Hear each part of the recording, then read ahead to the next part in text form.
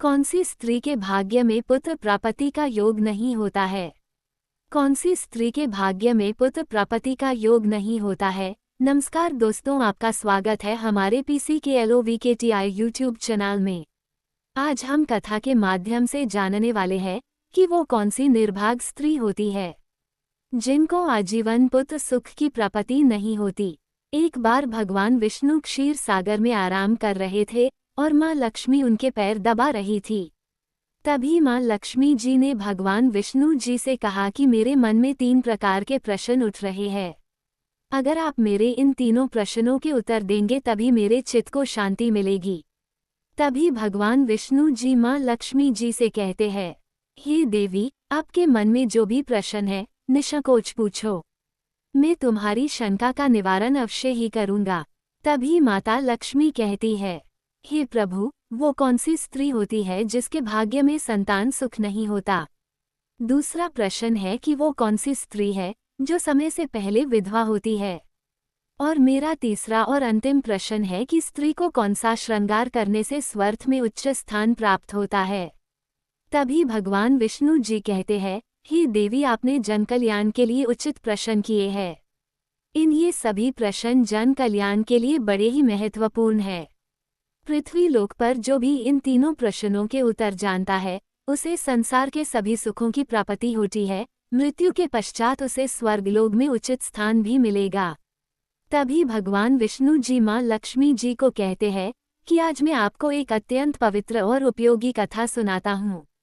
इस कथा के माध्यम से आपके सभी प्रश्नों का उत्तर आपको मिल जाएगा, लेकिन आपको इस कथों को अपने चित्त को खुला रखकर सुनना होगा। इस कथा को कभी आधी अधूरी नहीं छोड़नी चाहिए, क्योंकि इस कथा में संपूर्ण पृथ्वी वासियों का कल्याण छुपा हुआ है। इस कथा को जो भी व्यक्ति ध्यान से सुनेगा, में उसके 32 अपराध क्षमा हो जाएंगे। कहने का अर्थ है कि उसके जीवन में ऐसा बदलाव आएगा कि वो 32 प्रकार के अपराध करने बंद कर देगा।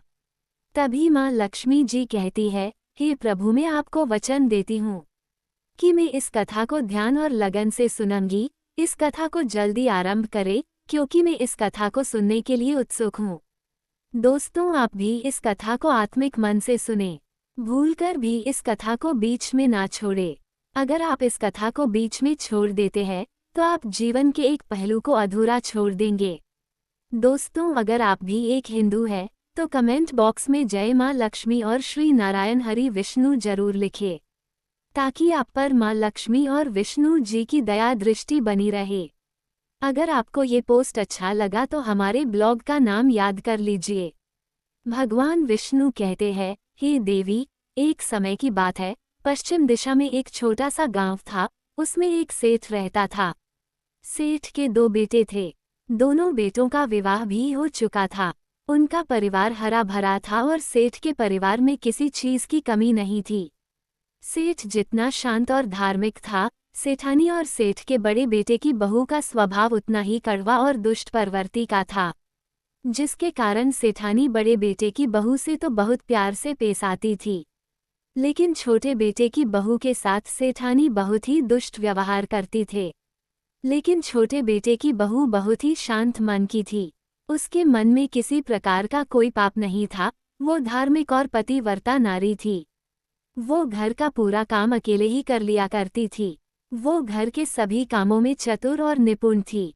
इतनी अच्छी बहू होने के बाद भी सेठानी उसके साथ बहुत बुरा बर्ताव किया करती थी। वो छोटी बहू के अपमान का कोई मौका नहीं छोड़ती थी। इस दुर्व्यवहार का इतना सा कारण था कि बड़ी बहू को एक पुत्र था, जबकि छोटी बहू ने एक पुत्री को जन्म दिया। इसी के चलते सेठानी बार बार अपनी छोटी बहू को ताना मारा करती थी, लेकिन वो भाग्य के आगे लाचार थी। वो मानती थी कि जो भाग्य में लिखा होता है वही होता है, किसी को दोष देने से क्या लाभ। तभी भगवान विष्णु जी माँ लक्ष्मी जी को कहानी से बाहर निकालते हैं, क्योंकि माँ लक्ष्मी कहानी में खोई हुई थी, जिस प्रकार आप भी खोए हुए थे।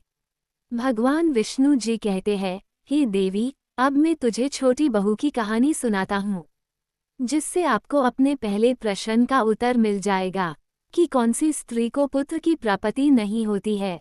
सेठ की जो पत्नी थी वो दुष्ट और कड़वे स्वभाव की थी। उसके दुष्ट स्वभाव के कारण उसकी सास भी परेशान थी। इसलिए अपने दुष्ट स्वभाव के चलते वह अपनी छोटी बहू सुकन्या को बहुत दुख देती थी। सुकन्या को सताने में सेठानी को बहुत आनंद की अनुभूति होती थी। सुकन्या बिना शिकायत किए ब्रह्म मुहूर्त में उठकर दिन भर अपने घर के सारे काम चुपचाप करती थी। उसे शाम को सोने के बाद ही आराम मिलता था। इतना काम करने के बावजूद भी सेठानी अपनी छोटी बहू से द्वेष करती थी। जब भी वो घर में झाड़ू निकालती तो उसकी सास उसे ताने मारने लगती कि तेरे हाथों में जान नहीं है क्या, क्या धीरे धीरे झाड़ू लगा रही है।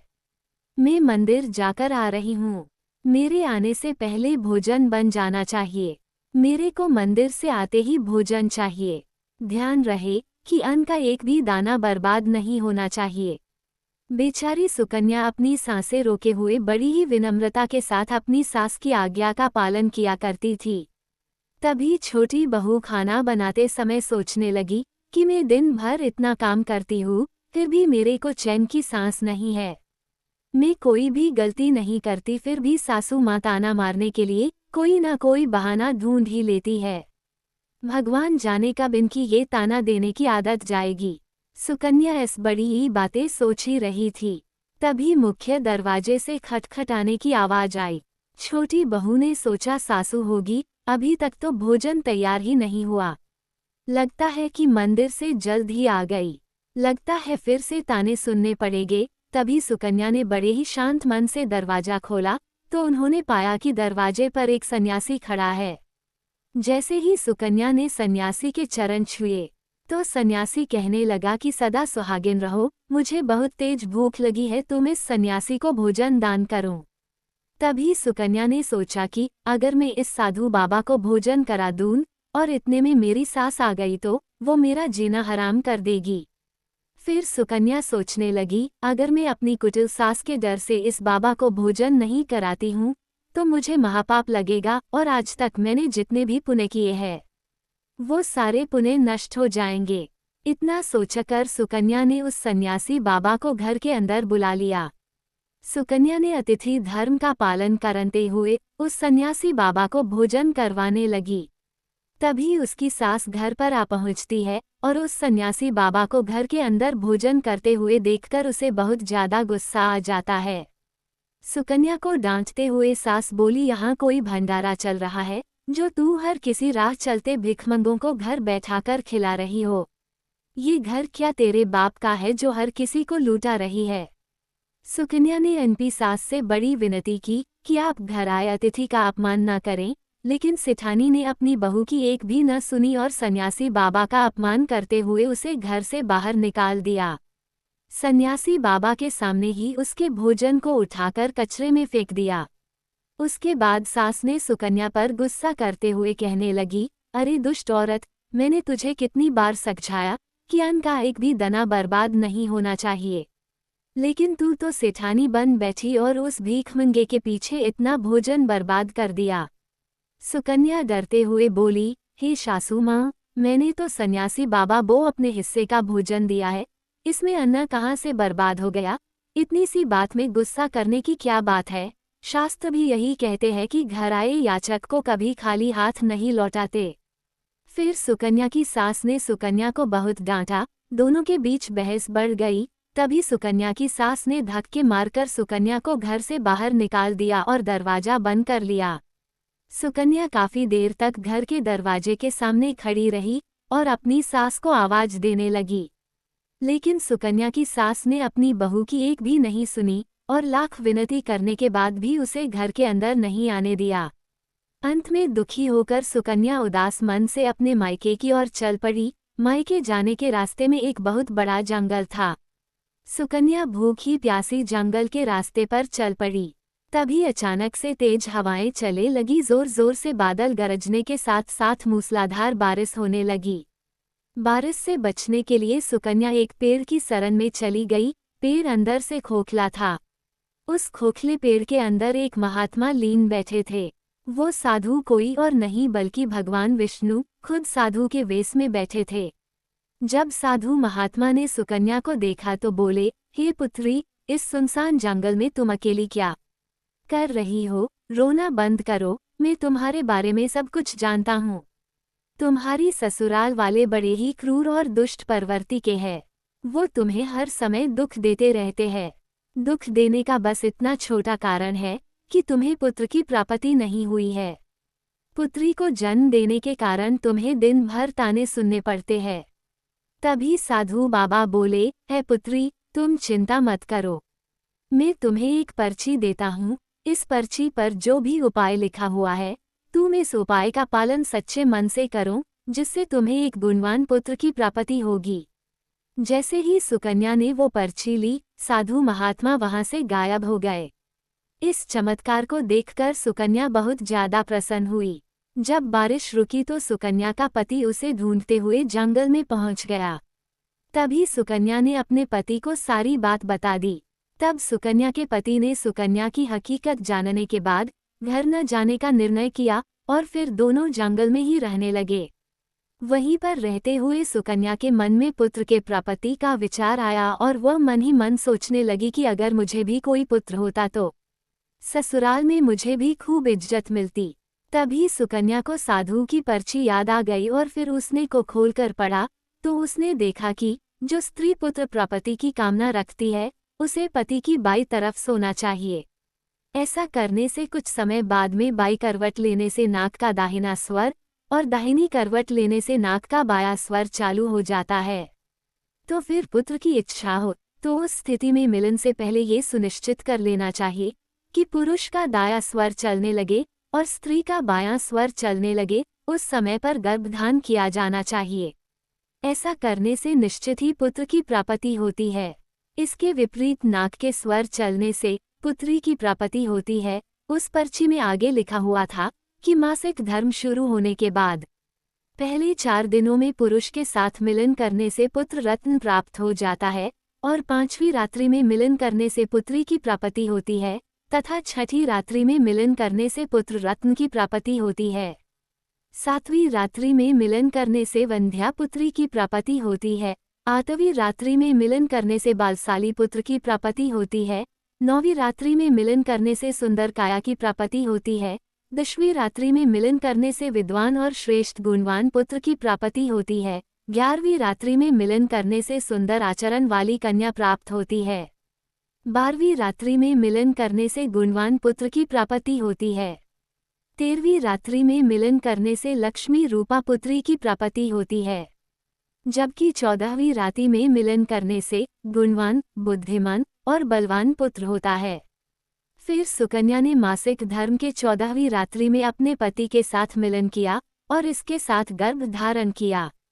फिर दूसरे दिन सुकन्या का पति लकड़ियां काटने के लिए जंगल में चला गया। सुकन्या अपनी झोपड़ी में बैठी हुई थी। तभी अचानक से तेज तूफान आता है और सुकन्या की झोपड़ी अपने साथ उड़ा ले जाता है।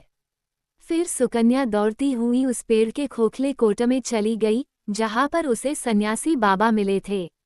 तूफानी मौसम में सुकन्या अपने पति का इंतजार कर रही थी। तभी वहां पर 2 राक्षसी आ गई। वो अत्यंत ही मायावी और चालाक थी। फिर उन्होंने उस पेड़ को कोट के साथ उस जगह पर लेकर चली गई जहां पर बहुत ही ज्यादा सोना था। जब सुकन्या ने बहुत सारा सोना देखा तो वह चौंक गई। सुकन्या उस पेड़ के कोट में छुपी रही वही तब तक कोट से बाहर नहीं आई जब तक राक्षसी दूर नहीं चली गई। तब मौका पाकर सुकन्या ने बहुत सारा सोना उठाकर कोट में भर लिया। जब राक्षसी लौटकर आई तो फिर से उस पेड़ पर बैठकर उस पेड़ को उड़ाकर उसी जंगल में ले आई। राक्षसी के जाने के बाद सुकन्या सारा सोना लेकर अपने पति के पास चली गई।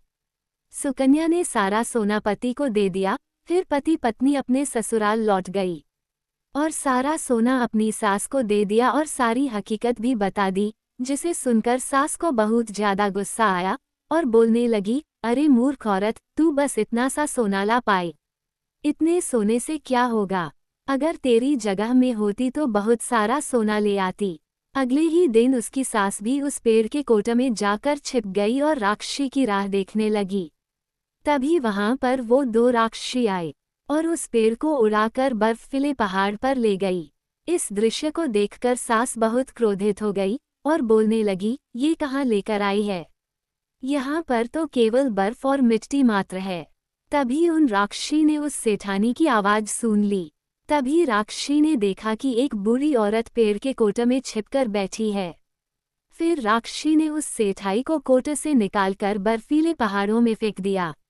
जमीन पर गिरते ही उस बूढ़ी सास की मौत हो गई।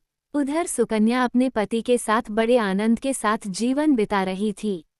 लेकिन सुकन्या की सास कभी नहीं लौटी, तो सुकन्या ने जाकर उस कोटे में देखा तो वहां पर उसकी सास नहीं थी। उसे समझ में आ गया कि लालच के कारण उसकी सास की मृत्यु हो गई। भगवान विष्णु जी कहते हैं, हे लक्ष्मी, जिस स्त्री को पुत्र प्राप्ति की कामना है उसे सुकन्या को दी हुई पर्ची में बताए गए उपाय जरूर करें। तुम्हारा दूसरा प्रश्न ये था कि किस कारण से स्त्री जल्दी विधवा होती है। जो स्त्री अत्यधिक लालच करती है वह स्त्री जल्दी विधवा होती है। और जो स्त्री चरित्र का गहना पहनती है उसे मृत्यु के पश्चात स्वर्ग की प्राप्ति होती है। एक स्त्री को अपने चरित्र का त्याग कभी नहीं करना चाहिए। तो दोस्तों, इस प्रकार से भगवान विष्णु ने माता लक्ष्मी को ये कथा सुनाई थी। उम्मीद है आपको ये कथा पसंद आई होगी। तो वीडियो को लाइक और चैनल को सब्सक्राइब करें और वीडियो को शेयर करें ताकि आपके दोस्तों का भी कल्याण हो सके।